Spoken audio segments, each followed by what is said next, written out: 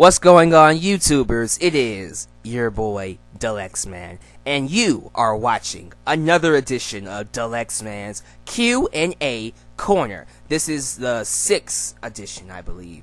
And before I get started, I just want to say thank you guys for giving my Q&As a good reception.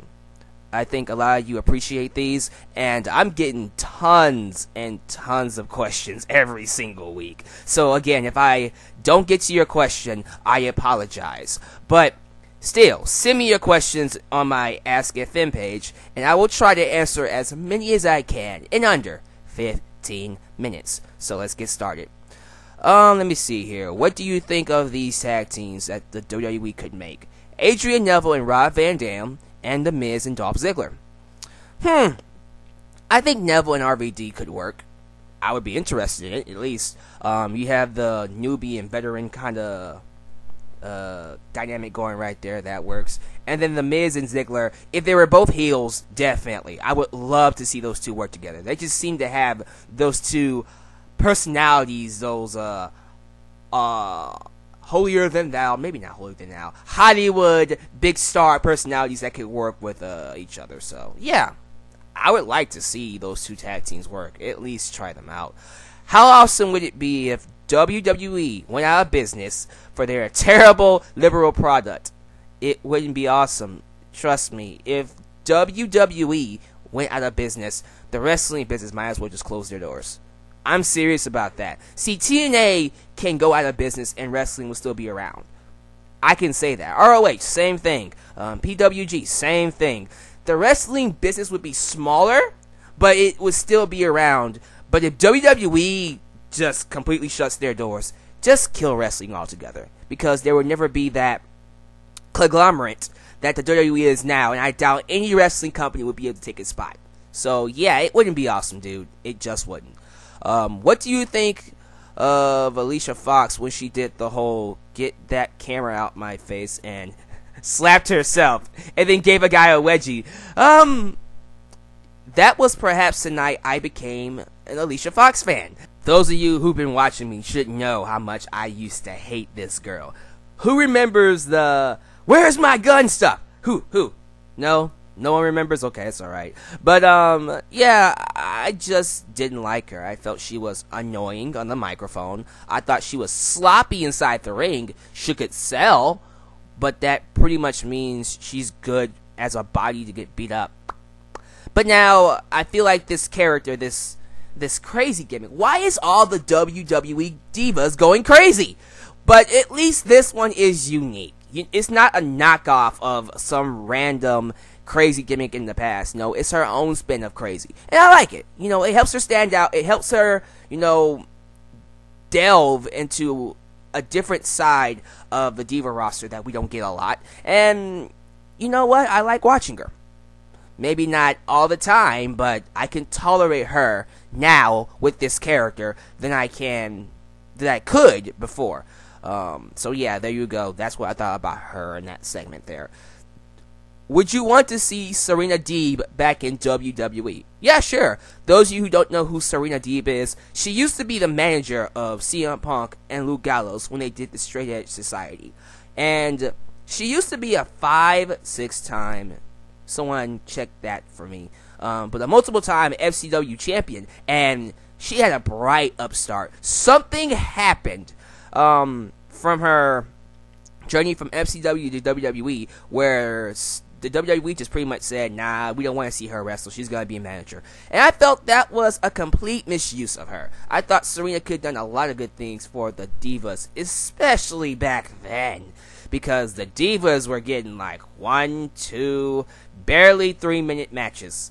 And Serena was one of the few female wrestlers who can actually wrestle a full match back then. So, yeah, I would like to see her come back and do some other stuff, especially when we have AJ Lee and Paige and Charlotte and Natalya and all these other great female wrestlers. For sure.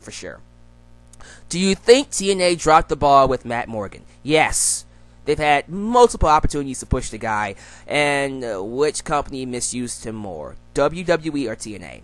Well, when you think about it, the WWE only gave him a stuttering gimmick, and let's be honest, he was very green in WWE. there wasn't much they can do with him, honestly. But when he went to TNA, he was known as the Blueprint. He had a good look. He had a good gimmick. He had pretty much the crowd behind him, and he was a lot more polished and a lot more better inside the ring overall as a big man wrestler. And I felt like he could have been a big star for TNA. But they gave him multiple chances. They had multiple opportunities, and they never capitalized on it. I don't get that. I really don't get that. The guy could have been a world champion for TNA that I could have bought into. So yeah, to answer your question, TNA definitely misused him more than WWE. And he also asked me, I'm assuming this is from the same question, the same person, but it is the same question. What do you think of Matt Morgan's stuttering gimmick in WWE on SmackDown 2005? I thought it was stupid. Granted, I didn't really think Matt Morgan was all that special in 2005, but this did not help his case at all. At all. Seriously, I don't know why they gave him this gimmick other than to embarrass him and make a fool out of him. What do you prefer, Marvel or DC superheroes? In terms of live action films, Marvel for sure. In terms of animated features or animated shows or, just personally, DC. I think DC heroes are better in terms of just overall, Batman, Superman, Green Lantern, Martian Manhunter, it's Martian Manhunter, Wonder Woman, Hawkgirl, Hawkman. I feel like they are better in terms of who they are. Unfortunately, in terms of better storytelling nowadays, especially for live action, Marvel is kicking their butt. And some of you might not even care all that much about the DC heroes because of how badly they have been portrayed. And of course, how they've been just overexposed. Batman is all over the place. I feel like Batman is completely overexposed. And I love Batman, but dear God, we have so many other superheroes in the the DC universe. Sorry about that, but yeah. I like DC more, but I'm entertained more by Marvel because the people who are using DC don't know what the hell they're doing. How did you become Dalyxman? How did you come up with the name Dalyxman? Well, I used to be on this wrestling forum where I went by the name Lexon. Lexon. That's Lyxon. That's pretty much a name that I made up off the top of my head because I thought it was awesome. And before long, people started calling me Lex. And I was all like, hey guys, it's your boy Dalyxman. I'm thinking, I like that. Dalyxman. Because, Alyx, that's where Lex came from. So, why not Dalyxman? Dalyxman. There you go. It's probably not the best. Oh, man. I thought there was a much more unique story behind it. Nope. It was just randomness that I came up with, and it actually fit. So, I'm sticking with it. If you could create a fantasy WrestleMania card, what matches would be on it? Oh, Jesus Christ. That would be way too long, dude. Yeah, that would have to be a video for the future. That's way too freaking long. That's a loaded question. I can't answer that in this 15-minute video. But I will get to it maybe sometime in the near future. Do you think the AJ Page Divas Championship match will be the death spot at Battleground? I hope not. I think AJ and Paige deserve a better spot on the card. At least second match or third match on the card. Because these two need time. If you let AJ and Paige have time in their matches, they will give you high quality female wrestling matches. We all thought Charlotte and Natalya was a great match on NXT TakeOver. If you have not seen it, please go watch it. But I feel like Paige. I don't know how I came up with age. I'm thinking AJ and Paige. Or Paige, whatever. Paige and AJ, I feel like those two can easily have a, if not better match, at least a quality match on that level of Natalya and Charlotte. I think these two can be this generation's Trish Stratus and Lita. I'm that serious about it. So I hope they don't get the death spot. I hope not. Do you believe that there is realistically room for a cruiserweight division revival in WWE's current product? Absolutely. They have enough small guys to make it work, and you have enough people that could, you know, bring back that fast-paced style and give us that excitement. Now, I do believe we should get more people because there are tons of people on the indie circuit that we can bring in to help revive the cruiserweight division. But yeah, definitely if they wanted to. And we would need someone to really book that and make it serious. So yeah, definitely we can do it. Do you see Luke Harper having a single run outside the Wyatt family in the future? Yeah. I see him actually becoming someone big in the company, especially after he breaks away, if he breaks away from Bray Wyatt. And that is going to happen someday. Now, is it going to happen soon? No, and I hope it doesn't happen soon. I hope we don't see them break up at least for a year or so. But I can see Luke Harper being that replacement for Tess. Tess, I felt like, is one of the most underrated talents that WWE never really gave a chance as a top star. Well, they tried to, and I guess they pulled back. But, geez, man, I think Luke Harper can be even better than Tess, and I'm serious about that. So, yes, I do see him having a singles run. Who's the best talker out of these three? Dean Ambrose, CM Punk, or Bray Wyatt? Whoa. Okay. Oh, wow. Okay. Oh, it only depends on what you consider to be the best talker here. I would have to say CM Punk. I think CM Punk, to me, is better at improv. I think he's better at captivating and getting an emotional response out of the audience.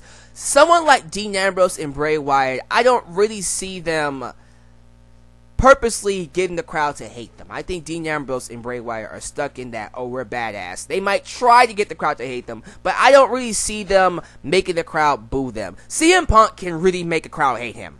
Even if you like him, he can, if he's given the right material, well, maybe he doesn't need the right material. I'll have to be careful with that. But, you know, CM Punk, I think, at any point in time, can make a crowd hate him.